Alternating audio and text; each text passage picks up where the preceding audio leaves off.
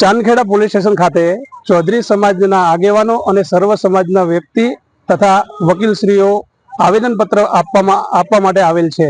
આવેદનપત્ર આવતીકાલે જો આ આપણે ઈશ્વરભાઈ ચૌધરીનો જે કેસ છે એમાં આરોપીઓની ધરપકડ 2 વખત કરી અને પોલીસે ટેબલ જામીન 2 વખત આપી દીધા છે।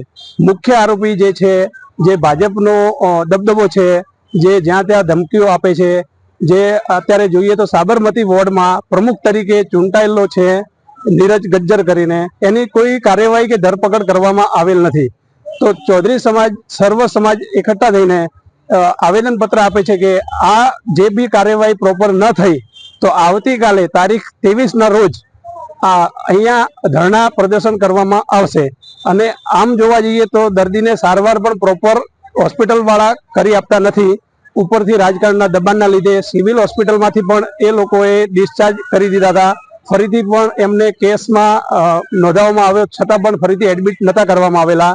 અને આ નીરજ ગજ્જર નામનો વ્યક્તિ સિવિલ હોસ્પિટલમાં જઈને 5 લાખ રૂપિયા આપી કેસ પરત ખેંચવાની ધમકી આપે છે।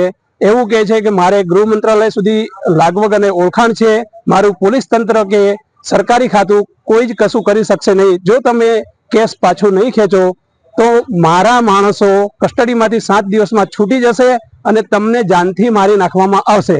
આવા અસામાજિક તત્વ લોકો સામે આવું વારંવાર ઝઘડા અને કરતા રહે છે।